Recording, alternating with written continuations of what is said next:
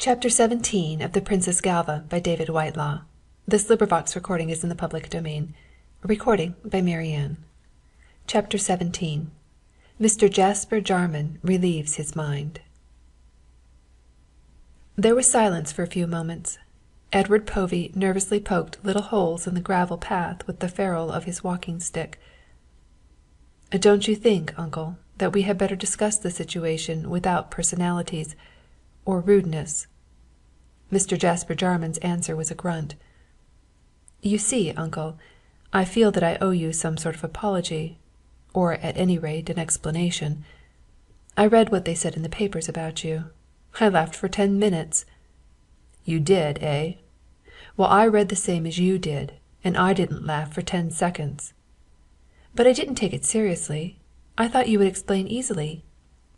"Yes, and be convicted as an accessory, as one of the gang." "Accessory to what?" "To the theft of the bonds. You did well out of that, it seems." Jasper's eyes took in his nephew's attire, the well-cut dark suit, the gleaming jewel in the cravat. "I suppose you decided on San Pietro for the same reasons I did." "My dear uncle, I was never more astonished in my life than when I saw you sitting there, outside the Café de l'Europe." "No more than I was to see you, Mr. Povey." Edward sat for a moment gazing out over the sea. "What I am wondering at is that a clever business man like you should run away from a shadow." "Yes, the shadow of a jail. What?" "Not at all, uncle. I read in the Paris Daily Mail weeks ago that the bonds had been recovered and that the matter was ended. Why don't you go back, now?" "The fact that the bonds are safe does not explain my presence at Adderbury Cottage. I'd have to say I was visiting you, and admit you as my nephew." "And you wouldn't like that?" "It's not a relationship that I'm proud of, Edward." Edward looked at his uncle. "As I remarked before, there's no need to be rude," he said. "I'm only stating facts, Edward. Remember, I go by what I have seen. What were you doing at Bushey? And, for the matter of that, what are you doing here in San Pietro?" Edward Povey rose and took a turn or two up and down the path. He had asked himself at first whether he had been wise to attract his uncle's attention, but he knew that until he had found out the reason for the old man's presence on the island, he would know no peace. He was more than relieved to discover the true state of things, and that his uncle knew nothing of the Baxendale affair. The best thing to do now was to get the old man back to Kidderminster as soon as possible. There was nothing to associate Edward in his uncle's mind with the Mr. Sydney who lived at Venta Villa, even if, as was hardly probable, that gentleman's name were known to the carpet manufacturer. He pulled up suddenly in his walk as a scheme suggested itself, and stood looking down on Mr. Jarman. "I really think, uncle, you had better go back and face the music. It's a bit late, I'll admit, but it's your best move." "And face the scandal too? Not me." "There won't be any scandal if you do as I say. Write a letter to the editor of your local paper, the Kidderminster Shuttle, isn't it? Tell him that you have been on a long sea voyage by your doctor's orders and that you haven't been able to write or receive letters for weeks. Say that you have just read in an old number of the Daily Telegraph that you have been 'wanted.' Work up the indignation hot and strong. Say that you are hastening home to take proceedings for libel against any one who has said a word against you.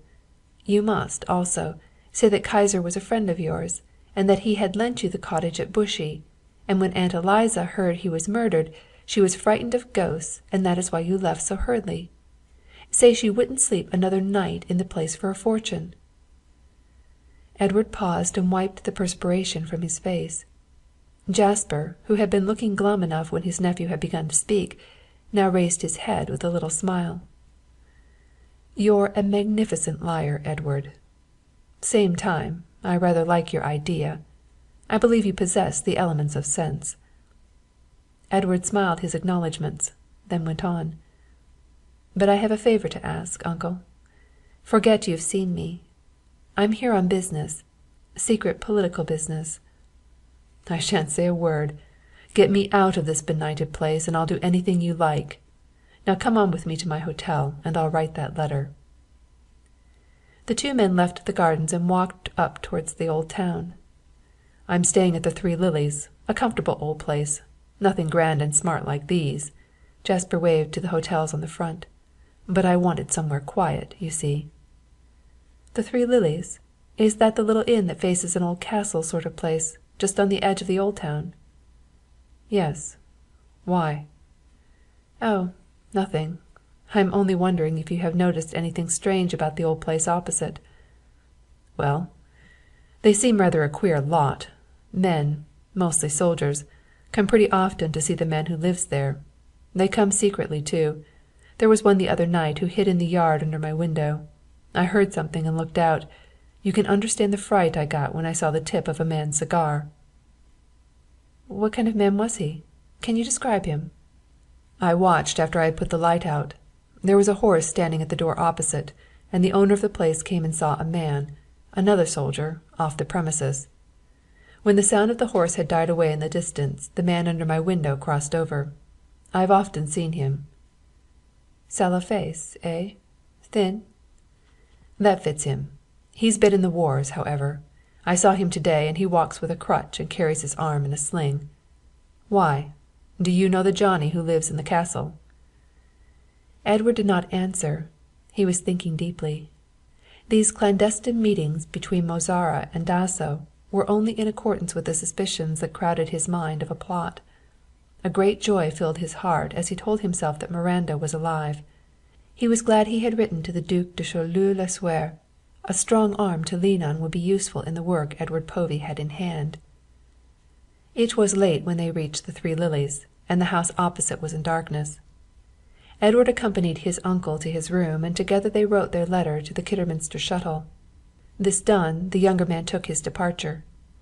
He made an appointment with his uncle at the stone seat in the gardens for 11 o'clock the next morning. He was rather sorry he had advised the old man to hurry away. He would have been useful as an informant, living as he did, with the enemy under his eye.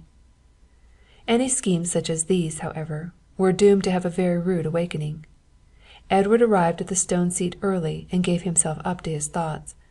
His original misdemeanor in assuming the name and personality of Mr. Kaiser was all but forgotten in the light of later events, and the plans for the location and rescue of Galva Baxendale. In his own mind he was rather more than half a hero already, and the shock which he received at 5 minutes past 11 was a sharp one, and coming, as it did, hard upon his self-adulation, seemed to him unmerited and unfair. As steps approached he looked up, expecting to see the portly figure of Mr. Jasper Jarman. Instead he made out a lean and hungry-looking Corbian, who, when he saw the figure on the seat, advanced, and snatching off his greasy cap handed a letter to Edward. "Mr. Povey?" Edward took the envelope and opening it drew out a sheet of paper. It was dated at 9 o'clock in the morning and was headed with the device, "The Three Lilies." "Edward Povey, please accept my very best thanks for the advice you gave me yesterday evening. You have in some measure atoned for the harm you have done. On your head alone rests the onus of my shattered reputation, the anguish of your Aunt Eliza, and the possible downfall of one of the largest carpet factories in the Midlands. Last night circumstances made it expedient that I should dissemble and show you a tolerance I was far from feeling. You are a liar, and I do not doubt for one moment that you are a thief. It was to avoid the possible trial with such a scoundrel beside me in the dock that I left England. When you get this, I shall have departed from the cursed island of San Pietro by the boat that leaves for Spain at 10. You did not mention your poor wife to me. I do not expect I will run across her, it being more than probable that you shall have murdered the poor woman and buried her in the garden at Adderbury Cottage. If I do see her, however, I will consider it my duty to acquaint her with the evil life of self-indulgence and ease you are living in at Corbo. The messenger who brings you this is the son of the landlord of the Three Lilies. I have told him that you will reward him. You can afford it. Jasper Jarman." Edward tore the letter into little pieces and swore softly to himself. It was a rude awakening to his dreams of rescuing distressed damsels. Then he took a silver coin from his pocket and handed it to the son of the landlord of the Three Lilies. "There's no answer," he said shortly, and turned and walked up to the bustling life of the boulevard. He had entered the gardens with the feelings of Sir Galahad, and left them with those of Charles Peace. Chapter 18.